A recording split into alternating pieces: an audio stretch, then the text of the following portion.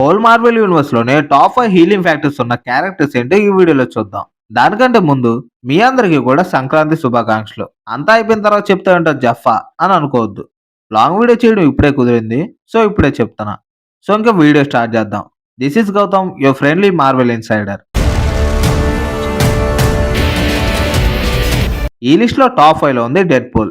Deadpool యొక్క healing factor గురించి మీకు ప్రత్యేకంగా చెప్పనవసరం లేదు. తన హ్యాండ్ దగ్గర నుంచి చివరికి తన బాడీ మొత్తం కూడా పీసెస్ కింద మారిపోయినా తనకున్న హీలింగ్ ఎబిలిటీతో ఫాస్ట్ గా హీల్ అవ్వగలిగాడు. తన హీలింగ్ ఫ్యాక్టర్ ఎంత ఫాస్ట్ గా ఉంటుందో తెలుసుకోవాలి అంటే డెడ్పూల్ 2 మూవీలో జగన్నాథ్ డెడ్పూల్ ని 2 ముక్కలుగా చేసినప్పటికీ దట్ నెక్స్ట్ డేనే డెడ్పూల్ కి చిన్నపిల్లవాళ్ళగా బాటం మొత్తం కూడా వచ్చేస్తుంది. దాన్ని బట్టి అర్థం అవుతుంది డెడ్పూల్ హీలింగ్ ఫ్యాక్టర్ ఎంత ఫాస్ట్ గా ఉంటుంది అని. యాక్చువల్ గా డెడ్పూల్ కున్న హీలింగ్ ఫ్యాక్టర్ అనేది వోల్వరిన్ నుండి తీసుకోబడిందంట.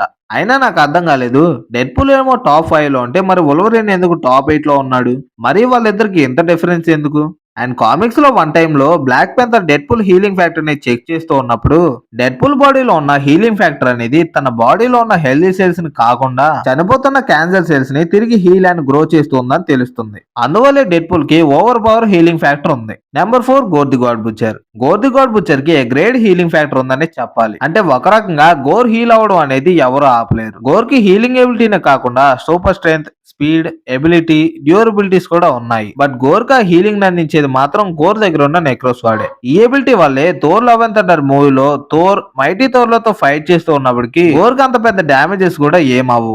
గోర్ దగ్గర నెక్రోస్ వాడ్ లేకపోతే మాత్రం గోర్ ని ఈజీగా బీట్ చేయొచ్చు. అందుకే మనకి థోర్ లవ్ అండ్ థండర్ మూవీలో గోర్ నెక్రోస్ వాడ్ ఎప్పుడైతే డిస్ట్రాయ్ చేయబడుతుందో అప్పుడు గోర్ హీలింగ్ ఎబిలిటీ అనేది పూర్తిగా ఆగిపోయి గోర్ చనిపోయే స్టేజ్ కి వచ్చేస్తాడు. Number 3 Hulk. Hulk healing ability గురించి ఎంత మాట్లాడుకున్నా తక్కువనే చెప్పాలి. జనరల్ గా అసలు హల్క్ కి డ్యామేజ్ అవడమే చాలా తక్కువ. మనకి మెయిన్లీ హల్క్ కి డ్యామేజ్ అయిన సీన్స్ అనేవి ఇంక్రెడిబుల్ హల్క్ మూవీలో, థోర్ రాగ్నరాక్ లో, ఇంకా ఇన్ఫినిటీ వార్ లో మాత్రమే ఉంటాయి. బట్ అలా హల్క్ బ్లీడ్ అయినప్పటికీ విదిన్ సెకండ్స్ లోనే హల్క్ హీల్ అయిపోగలడు. మనకి మూవీస్ లో హల్క్ హీలింగ్ ఫ్యాక్టర్ గురించి చూపించింది చాలా తక్కువనే చెప్పుకోవాలి కామిక్స్ పరంగా చూసుకుంటే. కామిక్స్ లో అయితే వన్ టైమ్ లో హల్క్ బాడీ మొత్తం కూడా నాశనం అయిపోయినా చివరికి తన స్కెల్టన్ నుంచి కూడా విదిన్ సెకండ్స్ లోనే హీల్ అవ్వగలిగాడు. ఈ మాత్రం మనకు మూవీస్ లో సగమైన చూపించుంటే థానోస్ ని హల్క్ ఈజీగా ఓడించేవాడు. మేబీ మనకి ఫ్యూచర్ లో రాబోయే సీక్రెట్ వార్స్ లో ఇలాంటి హీలింగ్ ఎబిలిటీ గురించి చూపించే ఛాన్స్ ఏమైనా ఉందేమో చూడాలి. Number 2 Madcap. ఈ మ్యాట్ క్యాప్ అనే వ్యక్తి గురించి మనకు మూవీస్ లో అయితే చూపించలేదు కానీ కామిక్స్ లో క్యాప్టెన్ అమెరికా హ్యాస్ 308 లో ఇతన్ని ఇంట్రొడ్యూస్ చేశారు.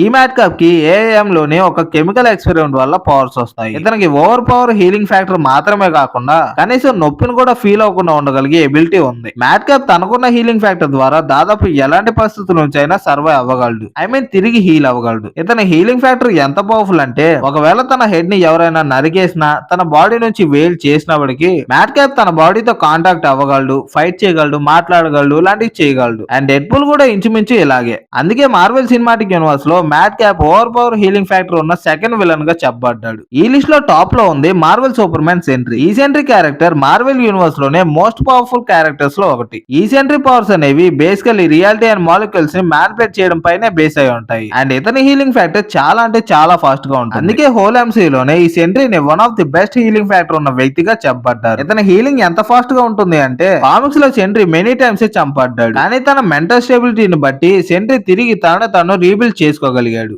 అది కూడా విదిన్ సెకండ్స్ లోనే. అండ్ కామిక్స్ లోని డిస్ట్రాయ్ స్కర్జ్ ఈవెంట్ టైమ్ లో ఈ సెంట్రీ తన అప్గ్రేడ్ వెర్షన్ ను కూడా పొందగలిగాడు. అందుకే ఈ సెంట్రీ క్యారెక్టర్ నే హోల్ మార్వెల్ సినిమాటిక్ యూనివర్స్ లోనే ది బెస్ట్ హీలింగ్ ఫ్యాక్టర్ ఉన్న క్యారెక్టర్ గా చెప్పబడింది. సో చూద్దాం మరి నెక్స్ట్ అయితే థండర్ బోల్ట్స్ మూవీలో మనకు చూపిస్తారు కదా, దాన్ని బట్టి అర్థం అవుతుంది కామిక్స్ లో మరి మూవీస్ లో ఎంత డిఫరెన్స్ ఉంది అని. So that's all for this video guys.